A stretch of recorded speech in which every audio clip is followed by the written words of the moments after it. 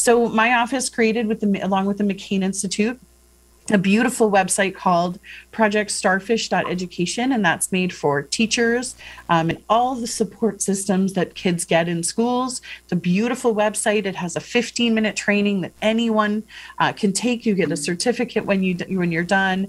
It has all these different exercises and activities you can do with kids. It has a bunch of curriculum for different types of teachers, and it's a beautiful prevention program that goes right to schools and schools can do.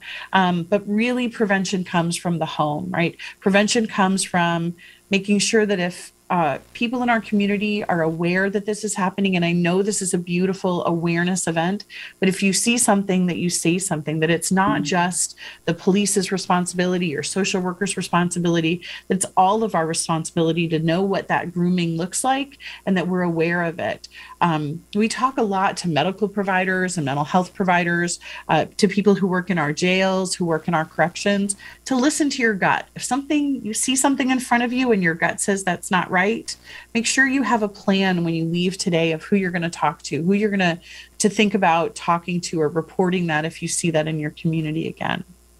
So prevention is complicated. What Jim was talking about when that girl agreed to have sex with someone for money so that she could help support her boyfriend, we call that initial consent. And so what happens is when a victim gives their initial consent, they never get to take it back. It's always held against them. And they'll say, well, you can go to the police, but you agreed to do it. Well, they may have agreed to do it the first, second, 10th time, but on the 11th time said, I don't want to do this anymore. But they were forced to do it 200, 300, 400 more times.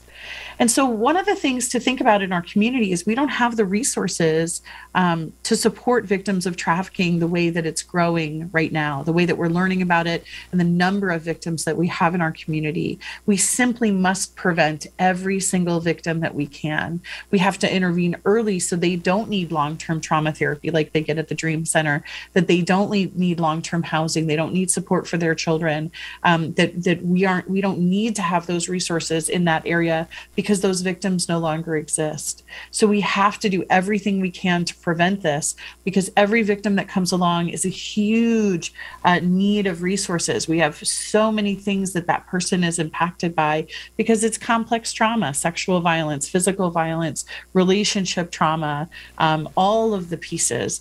They interact with so many different people who don't help them. So they don't really trust people. It's really a very complicated victimization.